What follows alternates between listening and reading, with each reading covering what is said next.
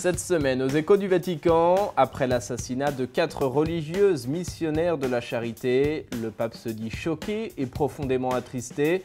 Il dénonce un acte diabolique et insensé. Après la remise de l'Oscar du meilleur film à Spotlight, le Vatican fait le point sur la riposte de l'Église contre les abus sexuels commis par le clergé. Le pape et ses collaborateurs de la curie ont quitté Rome. Ils sont en retraite spirituelle de carême pendant 5 jours.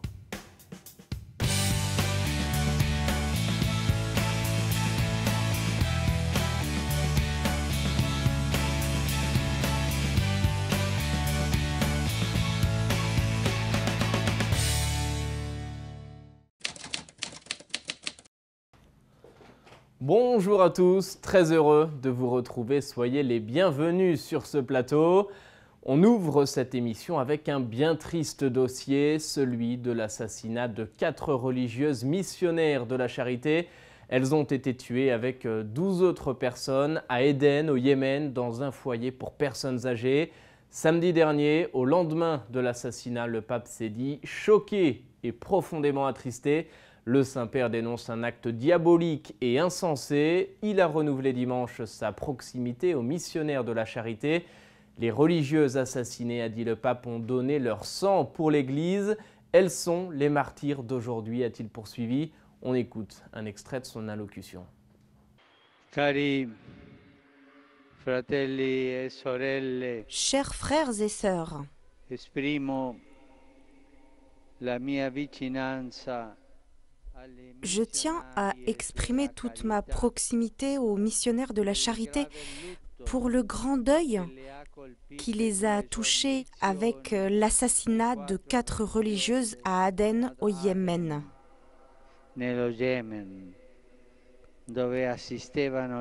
Là où elles s'occupaient de personnes âgées. Je prie pour elles, pour les autres personnes tuées dans cette attaque et pour leurs proches. Elles sont les martyrs d'aujourd'hui.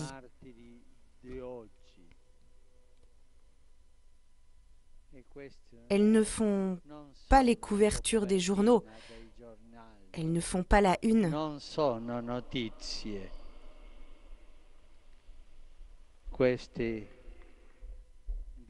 Elles ont donné leur sang pour l'Église.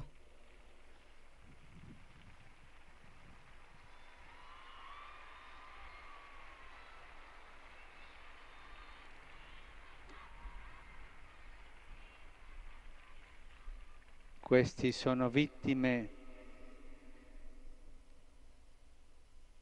dell'attacco. Elles sont les victimes de l'attaque par ceux qui les ont assassinées, mais aussi de l'indifférence, de la globalisation de l'indifférence. Ce n'est pas important finalement. Que Mère Teresa accompagne au paradis ces filles martyrs de la charité et intercède pour la paix et le respect sacré de la vie humaine. Autre grand sujet qui fait couler beaucoup d'encre, l'Oscar du meilleur film attribué à Spotlight, un film américain qui retrace l'enquête journalistique du Boston Globe qui avait dénoncé au début des années 2000 les cas d'abus sexuels sur mineurs commis par des prêtres du diocèse de Boston. L'actuel archevêque du diocèse parle d'un film important pour tous ceux qui ont été frappés par la tragédie des abus perpétrés par le clergé.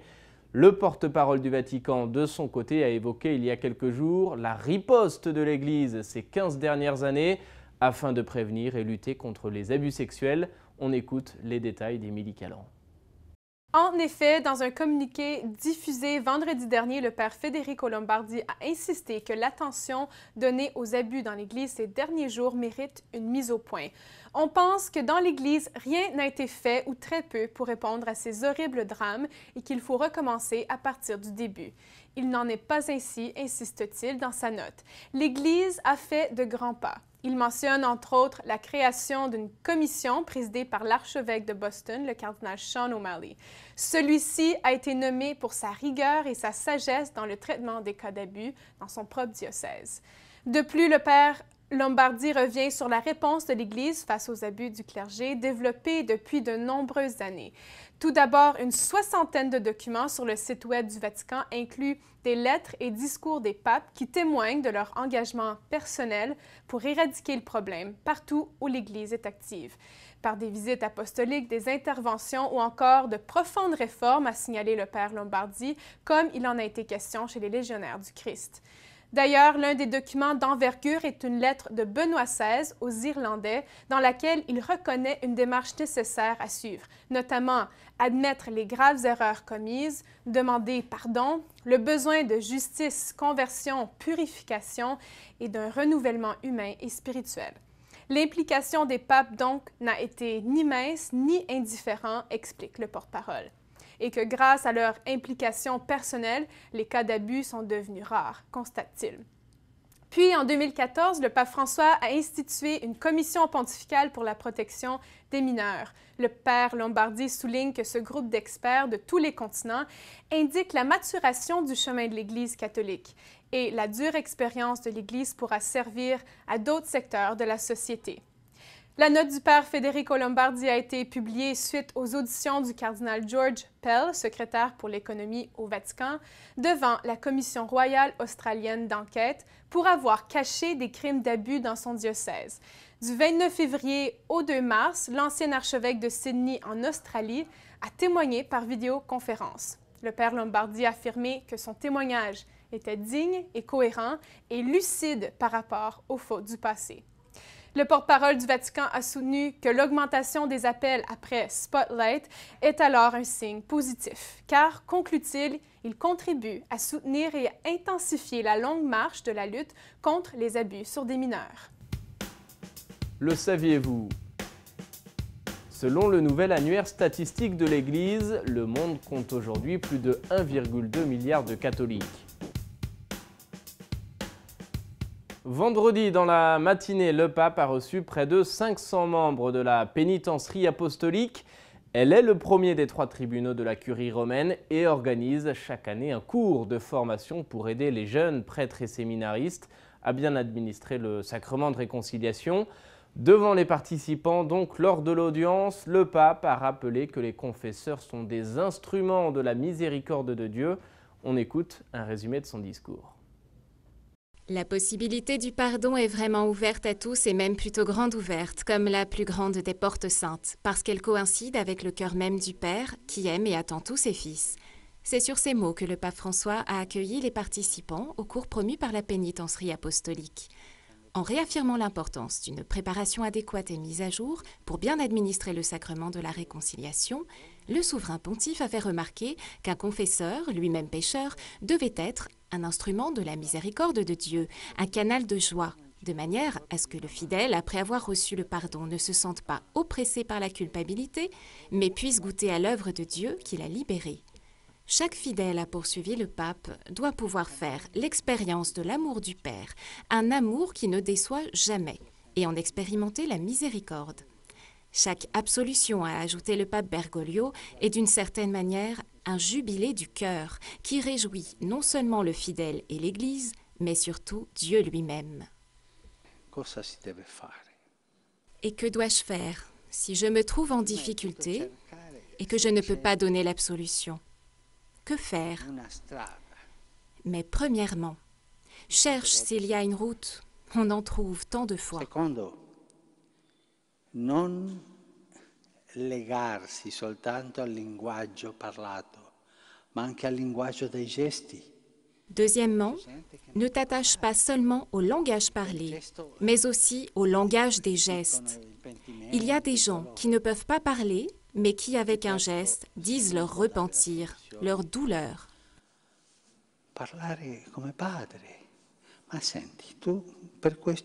Et troisièmement, si tu ne peux pas donner l'absolution, parle comme un père.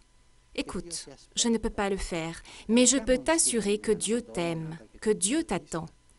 Prions ensemble la Sainte Vierge pour qu'elle te garde, et viens, reviens, parce que moi je t'attendrai, comme Dieu t'attend. Donne ensuite la bénédiction. Qu'ainsi la personne se trouvant dans le confessionnal puisse dire « J'ai trouvé un père et il ne m'a pas battu ». Plus tard dans la même journée, le pape a présidé une célébration pénitentielle dans le cadre du Carême. Dans la basilique Saint-Pierre, le Saint-Père a pris le temps de confesser des fidèles avant de se confesser lui-même. Puis il a prononcé une homélie dans laquelle il s'est arrêté sur la guérison de l'aveugle Bartimée relatée dans l'Évangile. En s'appuyant sur cet épisode, le pape a évoqué le sens et la pratique de la réconciliation qui nous guérit, dit-il, de l'aveuglement. Le péché a cet effet, il nous appauvrit et nous isole. Il est une cécité de l'esprit qui empêche de voir l'essentiel, de fixer le regard sur l'amour qui donne la vie. Le pape François a présidé en ce vendredi une célébration pénitentielle, tradition qu'il a personnellement instaurée dans le cadre du Carême. Il ne s'agissait pas là d'une messe, mais le pape a prononcé une homélie dans laquelle il s'est arrêté sur l'épisode de la guérison de Bartimée dans l'Évangile, pour inviter à sortir de l'aveuglement en se laissant guérir par la miséricorde du Seigneur.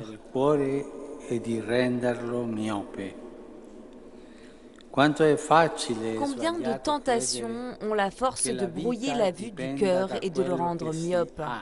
Combien il est facile et faux de croire que la vie dépend de ce que l'on a, du succès ou de l'admiration qu'on reçoit, de croire que l'économie est faite seulement de profit et de consommation, que les envies individuelles doivent prévaloir sur la responsabilité sociale. En regardant seulement notre moi, nous devenons aveugles, éteints et repliés sur nous-mêmes, sans joie ni liberté. Privi di gioia e privi di libertà. Comme Bartimée a poursuivi le pape, jetons le manteau et bondissons, jetons ce qui nous empêche d'être envoyés sur le chemin à sa rencontre, sans peur de laisser ce qui nous donne de la sécurité et auquel nous sommes attachés. Ne restons pas assis, relevons-nous, retrouvons notre stature spirituelle. Debout la dignité de fils aimés qui se tiennent devant le Seigneur pour être regardés par lui dans les yeux, pardonné et recréé. Celui qui croit, voit et va de l'avant avec espérance sait que le Seigneur est présent, a conclu le pape. Il a ensuite invité la foule à avoir le cœur joyeux pour recevoir la douceur du Père. À cette occasion, le pape a administré le sacrement du pardon à chacun des jeunes, mais a tenu avant à se faire confesser. Les vertus dans l'éthique de la vie, c'est le thème choisi par l'Académie pontificale pour la vie à l'occasion de son assemblée plénière. Les membres se sont réunis pendant 3 jours. Ils ont discuté de cette thématique sous un regard théologique et philosophique, éthique et médical, culturel et social. Puis le pape a reçu en audience les participants. Il a redit dans son discours que la vie doit être défendue efficacement, que les malades ont une valeur qui doit être protégée. Le pape a notamment appelé les professionnels de la santé à toujours conjuguer la science et la technologie avec l'humanité.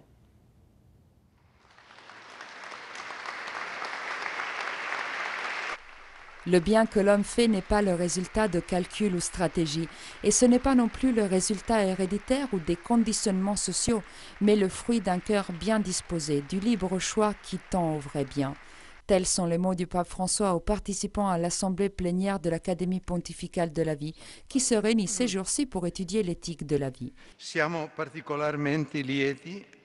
Les Saintes Écritures parlent souvent du cœur comme de l'organe de l'affection, de l'esprit et de la volonté. C'est à partir du cœur qu'on naissent les bonnes mais aussi les mauvaises décisions qui naissent lorsque les conseils de l'esprit sont refusés. Surtout à notre époque où certaines orientations culturelles ne reconnaissent plus l'empreinte de la sagesse divine de la nature humaine qui est ainsi réduite à de la banale matière. La vertu au contraire est l'expression la plus authentique du bien que l'homme sait réaliser. Ce n'est pas une simple habitude mais l'attitude constante de choisir le bien. Dans un monde où les technologies et les connaissances pour soutenir la vie ne manquent pas, c'est souvent l'humanité qui manque. C'est pour cela que le pape a invité les universités à considérer l'humain dans leur programme d'études, pour que les étudiants et les opérateurs sanitaires puissent se donner avec le cœur et l'esprit aux soins de la vie humaine. La société contemporaine conserve encore les prémices pour affirmer que l'homme est toujours une valeur à protéger, en souhaitant que la vertu prenne le dessus des incertitudes morales qui ne permettent pas à la vie d'être défendue efficacement, a dit le pape. Io vorrei ripetere qui una cosa che ho detto parecchie volte. Je voudrais répéter ici une chose que je dis souvent. Nous devons faire attention aux nouvelles colonisations idéologiques qui entrent dans la pensée humaine, même chrétienne, sous forme de vertu, de modernité, de nouvelles attitudes, mais qui ne sont que des colonisations, c'est-à-dire qu'elles enlèvent les libertés idéologiques qui ont peur de la réalité comme Dieu l'a créée. Ces derniers jours également, le pape a rencontré le patriarche de l'Église orthodoxe éthiopienne, Abuna Mathias. L'Église catholique et l'Église orthodoxe d'Éthiopie entretiennent des relations régulières depuis plusieurs années. Les deux églises, a rappelé le pape, partagent une seule foi, un seul baptême et un seul Seigneur. Nous sommes frères et sœurs en Christ, a dit le pape. Ce qui nous unit, a-t-il insisté, est beaucoup plus grand que ce qui nous divise. On écoute un résumé de cette rencontre. C'est mon ardente espérance que de cette rencontre débute un nouveau temps de fraternité et d'amitié entre nos églises, depuis les douloureux malentendus du passé pour lesquels nous demandons le pardon et la guérison de Dieu. Par ces mots, le pape François a accueilli au Vatican le patriarche de l'Église orthodoxe éthiopienne, Abuna Mathias Ier. Au cours de l'audience, le pape François a rappelé les rencontres entre le patriarche Abuna Paulos et Saint Jean-Paul II et Benoît XVI et a fait cette remarque, une fois de plus, qu'entre les disciples du Fils de Dieu, ce sont plus de choses qui nous unissent que celles qui nous séparent. En exprimant de la satisfaction pour ceux qui en Éthiopie sont en train de construire une société toujours plus juste, basée sur l'état de droit et sur le respect du rôle des femmes, le pape François a enfin rappelé que l'œcuménisme des martyrs est une invitation à parcourir ensemble le chemin vers une unité de plus en plus pleine. La vôtre a été une église de martyrs depuis l'origine et encore aujourd'hui vous êtes témoin d'une violence dévastatrice contre les chrétiens et contre les autres minorités du Moyen-Orient et dans chacune des parties de l'Afrique. Nous ne pouvons pas nous exempter de demander encore une fois à ceux qui dirigent les institutions politiques et économiques du monde de promouvoir une coexistence pacifique basée sur le respect réciproque et sur la réconciliation, sur le pardon mutuel et sur la solidarité. Autre rencontre au Vatican avec cette fois-ci les carabiniers italiens qui assurent la sécurité sur la place Saint-Pierre et aux alentours. Le pape François a salué leur professionnalisme et leur sens des responsabilités. Il les a remerciés pour leur travail au service des pèlerins et des touristes. Le Saint-Père enfin les a invités à suivre l'enseignement de Jésus pour être promoteurs de solidarité et gardiens du droit à la vie. Vous rendez à la communauté un service important et indispensable en dépensant vos énergies pour garder la sécurité et l'ordre public. Et vous pouvez être des promoteurs de solidarité, spécialement envers les plus faibles et sans défense. Ainsi s'est exprimé le pape François ce lundi matin aux Carabiniers en rencontrant les militaires de la compagnie Saint-Pierre qui collaborent toujours plus avec les institutions du Saint-Siège et d'une manière plus particulière durant l'année sainte de la Miséricorde en garantissant la sécurité et le déroulement serein des événements multiples et des cérémonies. Le travail des Carabiniers est une activité avec des risques professionnels et un sens de la responsabilité, a dit le souverain pontife, en rappelant que ces qualités ne sont pas sans lien avec l'attention, la disponibilité et la patience continue envers tout le monde, surtout vers les anciens et vers les plus faibles. Dans la dimension spirituelle de l'année sainte, chacun de nous, selon son propre style de vie, est appelé à s'interroger sur son engagement avec lequel il répond avec fidélité à l'Évangile, a poursuivi le pape François, en invitant les militaires à être des gardiens du droit à la vie à travers l'engagement pour la sécurité et pour l'intégrité des personnes. Mercredi, comme chaque semaine, place Saint-Pierre, le pape a présidé l'audience générale. Il a poursuivi son cycle de catéchèse sur la miséricorde en s'appuyant cette semaine sur le livre d'Isaïe qui décrit le Père déçu par l'ingratitude des fils d'Israël. Le pape, dans son allocution, rappelle que le Seigneur ne renie jamais son peuple, que le plus mauvais des hommes reste enfant de Dieu. Ce qui sauve, a-t-il dit, c'est la miséricorde de Dieu qui pardonne le péché. On écoute un résumé de sa catéchèse. Frères et sœurs, comme un bon père de famille, Dieu éduque et corrige ses enfants, favorisant leur croissance dans le bien. Dans le livre d'Isaïe, le Père est blessé et déçu par l'ingratitude des fils d'Israël, portés dans leur orgueil à des prétentions d'autonomie et d'autosuffisance. Dieu en appelle à leur conscience pour qu'ils se repentent et se laissent de nouveau aimer. La conséquence du péché est alors la souffrance, car là où il y a refus de Dieu, la vie n'est plus possible, elle perd ses racines, tout est perverti et anéanti. Mais le châtiment même doit faire réfléchir le pécheur pour l'ouvrir à la conversion et au pardon. Le salut comporte ainsi la décision d'écouter et de se laisser convertir. Il est nécessaire de se rapprocher de Dieu, les mains purifiées, évitant le mal et pratiquant le bien et la justice. Sachez enfin que le pape est en retraite spirituelle de carême cette semaine. Le Saint-Père et ses collaborateurs de la Curie ont quitté Rome ce dimanche pour 5 jours de prière et de méditation. La retraite se déroule dans une maison religieuse dans la petite ville d'Aricia, au sud de Rome. Le pape François est parti dans l'après-midi de lundi en car avec ses collaborateurs et il a rejoint la maison du Divin Maître à Aricia, près de Rome, où il restera jusqu'à vendredi. Le pape François a commencé ainsi les exercices spirituels du temps du carême, tenus cette année par le père Hermès Ronchi de l'Ordre des Serviteurs de Marie. Le thème est dédié aux questions nues de l'Évangile. Aussitôt après l'Angélus, place Saint-Pierre, le pape François avait demandé aux fidèles de prier pour lui et pour tous les participants à la retraite. Comme de coutume, pendant cette période des exercices, toutes les audiences sont suspendues, y compris l'audience générale du mercredi. La question de la semaine, c'est Vianney qui la pose. Il demande si un prêtre en confession peut refuser de donner l'absolution. Eh bien oui, en théorie, le prêtre peut refuser de donner le pardon. Rappelons-nous de Jésus qui donne lui-même à l'Église la mission de remettre ou de retenir les péchés. En fait, tous les péchés sont pardonnés si et seulement si le pénitent répond aux conditions nécessaires. Il doit regretter sincèrement tous ses péchés, il doit les confesser, prendre la ferme résolution de ne plus pécher et enfin, il doit être bien décidé à réparer ses fautes. Vous avez peut-être, vous aussi, une question à poser, alors n'hésitez pas, envoyez-la moi sur la page Facebook de Sel et Lumière ou par courriel à l'adresse suivante info@sel-et-lumière-tv.org. Voilà, c'est la fin de cette émission. Merci d'avoir été avec nous. Je vous souhaite à tous une agréable fin de soirée et je vous dis à la semaine prochaine pour de nouveaux échos du Vatican.